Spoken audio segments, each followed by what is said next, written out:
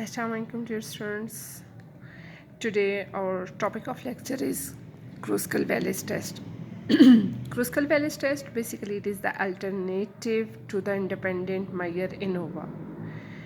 इसका अल्टरनेटिव तो है but you should also keep it mind it is the basically extension of what extension of कौन सा इससे पहले जो है वो आप लोगों ने टेस्ट किया था जो इंडिपेंडेंट मेजर टेस्ट था। ठीक है, इंडिपेंडेंट मेजर टेस्ट का जो आप लोगों के पास आया था ऑपोजिट आया था for the 1 second you should keep it mind कि independent measure test independent measure T test का जो है वो अल्टरनेट आप लोगों के पास क्या था, that was basically Mann Whitney U test.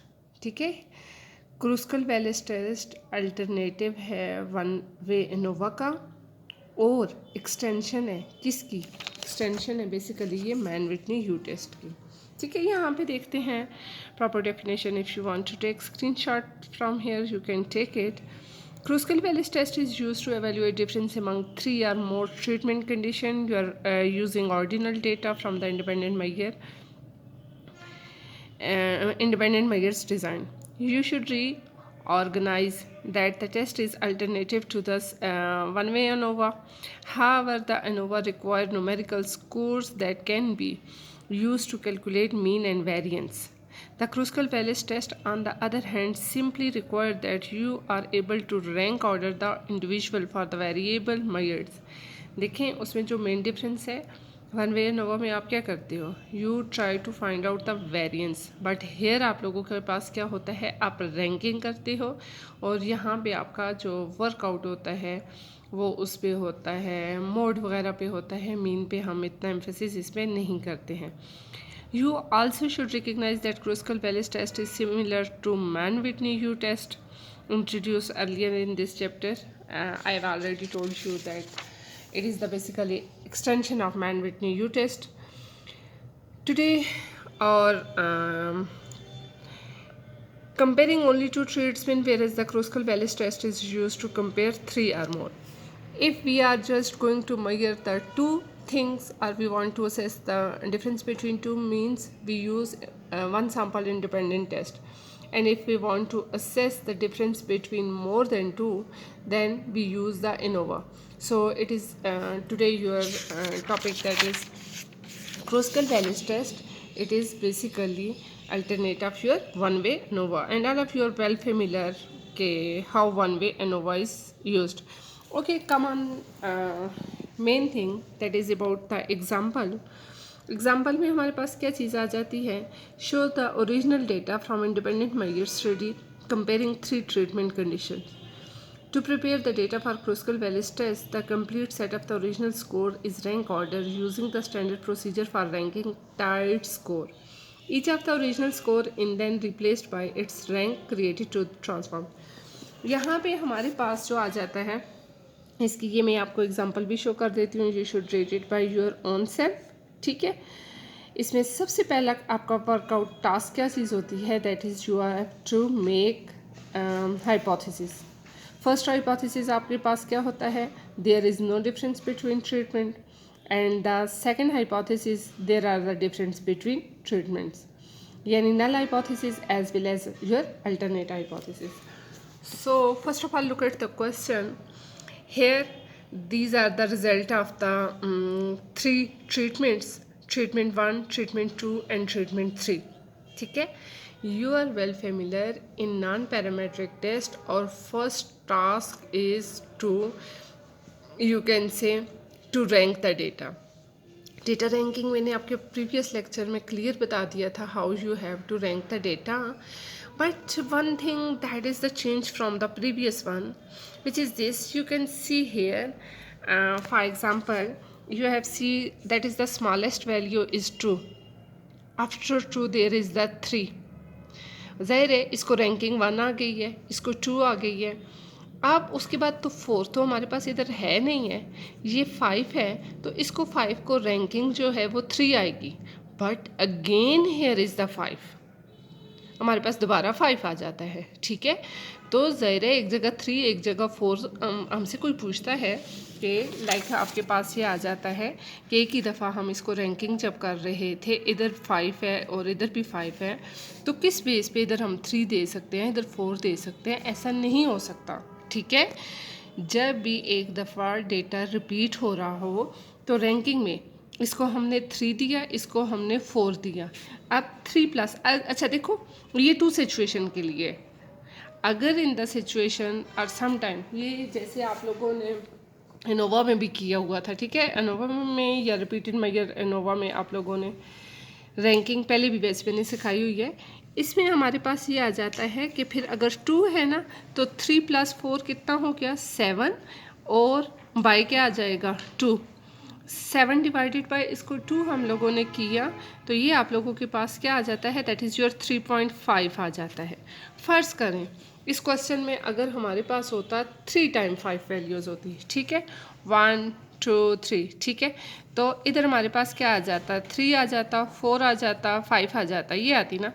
अब इन तीनों को हम प्लस करते, 4 और 5 9, 9 और 3 12, हमारे पास क्या चीज़ आ जाती 12/1 2 3 आ जाता, ठीक है।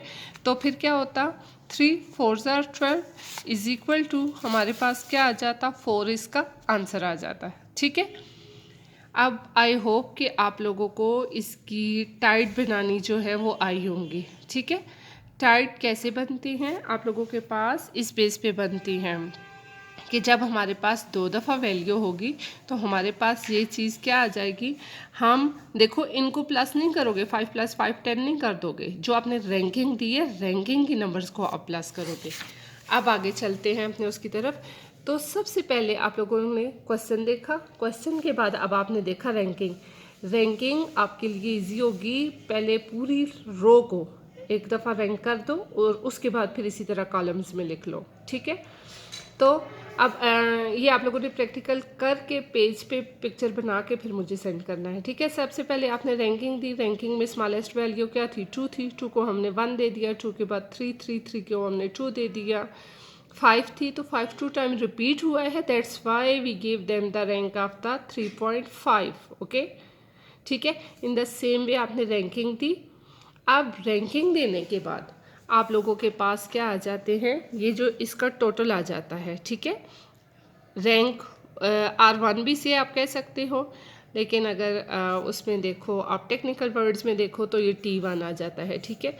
ये हमने जो हमारे रैंक फर्स्ट थे ना 9 2 14 3.5 11, आप लोगों ने खुद प्लस करके देखना है, ये आ गया 39.5, यहाँ पे आपके पास आ गया 26.5 और यहाँ पे आपके पास आ गया 54। और साथ देखते हैं N1 कितना है, obviously 1 2 3 4 5 5 5 in the same way, ठीक है। ये तो सबसे पहले आप लोगों ने क्या किया, डेटा को ऑर्गेनाइज किया या डेटा को रैंकिंग दी, ठीक है। अच्छा अब इसका हम फार्मूला की तरफ जाते हैं। तो क्रूस्कल वैलिस के लिए आप यहाँ पे साइन जो है ये H का भी लिखा सकते हो, ठीक है, H का साइन भी हो सकता है। लेकिन अगर ज़्यादा इफेक्टिव करना चाहते हो तो उसमें हमारे पास क्या आ जाएगा, यहाँ पे H के साइन के बजाय क्रूस्कल वैलिस में हमेशा याद रखना हम लोग काई स्क्वायर लिखवाते हैं, तो इसमें हम लोग हमेशा जो है तो वो काई स्क्वायर का लिखवाते हैं, ठीक है। Chi square is equal to ये फार्मूला है, अच्छा 12/n n+1 summation t² by n minus 3n+1 etc. Look at formula very carefully and memorize it on your fingertips, ठीक है। फार्मूला याद करना आपकी अपनी रिस्पॉन्सिबिलिटी है, फार्मूला याद होगा तो आगे चलोगे। अब देखते हैं, अब पॉइंट की तरफ जाते हैं। पहली चीज़ तो हमारी फार्मूले वाला 12 आ गया, उसके बाद n कैपिटल N है, तो कैपिटल N हमारे पास क्या चीज़ होगी, ये जो हमारे पास स्मॉल n आए हैं ना 1 2 3, ओवरऑल हमारी पास पॉपुलेशन कितनी है, n is equal to 15, 5 1s are 5 5 2s are 10 5 3s are 15, तो n आपके पास क्या आ गया 15 आ गया, 15 + 1 ये 16 आ गया। अच्छा ये जो आप लोगों के पास आ जाता है ना t² वाला, t² वाला ये जो हमारे पास आपने ऊपर टाइड इसकी फाइंड आउट की थी ना T1 2 3, इन सब का अब हमने स्क्वायर लेना है। Why? Because it is the demand of our formula. Formula के अकॉर्डिंग हमारे पास ये टी स्क्वायर है, ठीक है।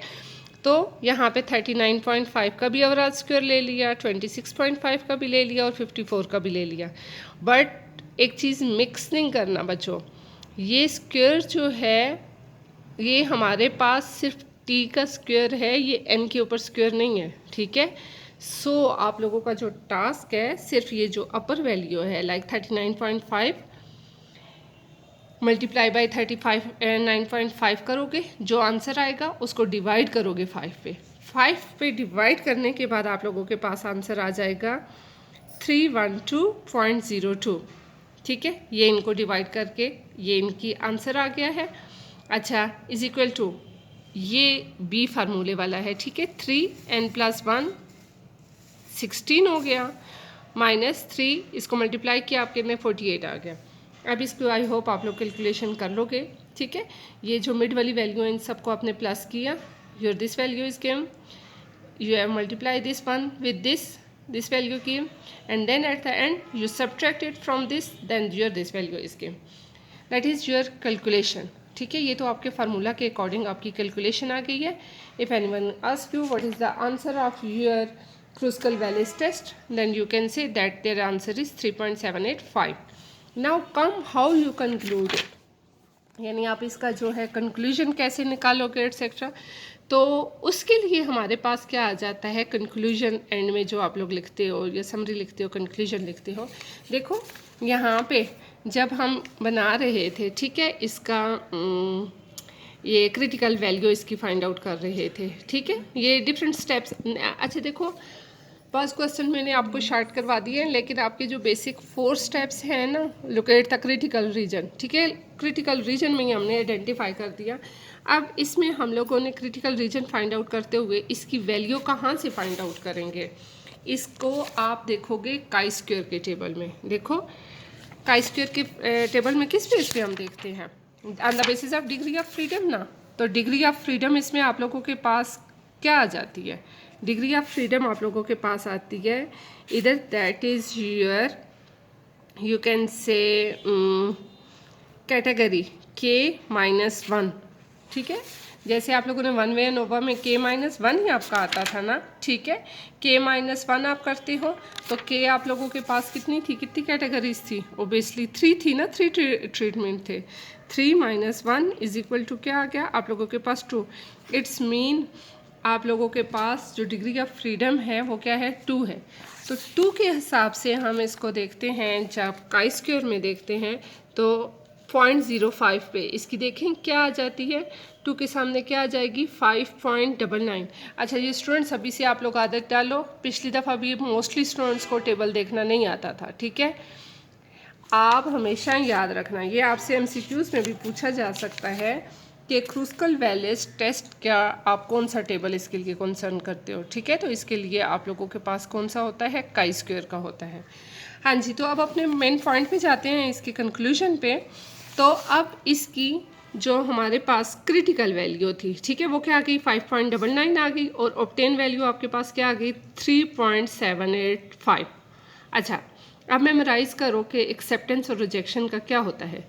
देखो ये वैल्यू किधर लाई कर रही है, क्या ये इधर लाई कर रही है, इधर नहीं लाई कर रही, इधर लाई कर रही है ना, ज़ाहिर है ये 5.99 से लेस है। जब इधर लाई कर रही हो तो कंक्लूजन क्या आता है आप लोगों के पास, ओब्वियसली आप लोगों के पास फिर ये आता है, फिर आप लोगों का जो H0 होता है वो एक्सेप्ट हो जाता है। If your obtained value is less than your critical value, then your H0 is accepted. So here we can say that कि हमारा जो null hypothesis था that there is a no difference, वो accept हो गया। और इसको जो है वो आप लोग लिखते कैसे हो, देखो यूँ लिखोगे, with degree of freedom to the chi-square table list a critical value of 5.99 for the alpha 0.05 because the obtained chi-square value that is 3.785 is not greater than the critical value, or statistical decision is failed to reject H0, the data do not provide sufficient evidence to conclude that there are significant difference among the three treatment. Simple आपने ये कर देना है कि यहाँ पे आपका H0 जो है वो एक्सेप्ट हो गया है और जो अल्टरनेट हाइपोथेसिस था वो रिजेक्ट हो गया है. और अगर आप देखना चाहें कि इस तरीके से APA के हिसाब से या किस तरह लिखते हो तो ये आपके पास आंसर आ जाएगा. ठीक है, यहाँ पे after ranking individual score, a Kruskal-Wallis test was used to evaluate difference among three treatment. The outcome of test indicated no significant differences among treatment condition. H is equal to, जो H का answer आपके पास आया था, आप H की जगह यहाँ पे कौन सा साइन लगाओगे, क्योंकि पीछे आपने काई स्क्वायर का साइन लगाया हुआ है, तो यहाँ पे आप काई स्क्वायर का लगा दो, that is most best. Chi square is equal to 3.785 और ओवरऑल ये ब्रैकेट में 2, ये 2 क्या चीज़ है, ये आपके पास डिग्री ऑफ फ्रीडम है. n is equal to 15 and comma p greater than 0.05. That is end of your lecture.